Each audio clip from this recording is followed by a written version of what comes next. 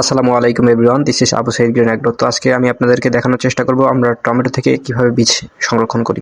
আমরা একটা একটা করে টমেটো পায়ের তলায় নিয়ে একদম থেতলে দিচ্ছি। এই ভিডিওটা দেখে আপনাদের হয়তো বা খারাপ লাগতে পারে, কারণ পা দিয়ে যেহেতু আমরা টমেটোগুলোকে একদম থেতলে দিচ্ছি। তো আসলে খারাপ লাগার কিছু নেই, আমরা টমেটোটা আসলে বীজ সংরক্ষণের জন্য করে থাকি।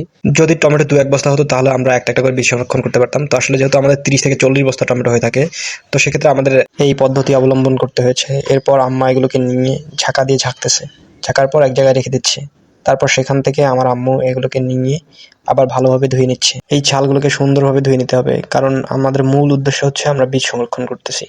তো এখানে আমাদের ছাল নষ্ট হলে কোনো সমস্যা নেই, বীজ যেন নষ্ট না হয়। তাই টমেটোর ছালগুলোকে খুব সুন্দরভাবে ধুয়ে নিয়ে একদম টমেটোর ছালগুলোকে ফেলে দেওয়া হচ্ছে।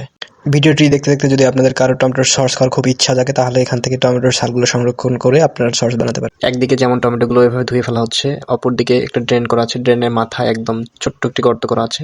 তো এই ড্রেন দিয়ে সুন্দরভাবে এই গর্তে গিয়ে টমেটোর বীজগুলো জমা হচ্ছে। এরপর এখান থেকে ছোট একটা বাটি দিয়ে আমরা তুলে এই জালিতে রাখবো। তো ধন্যবাদ সবাইকে, আজকের ভিডিও এতটুকুই ছিল।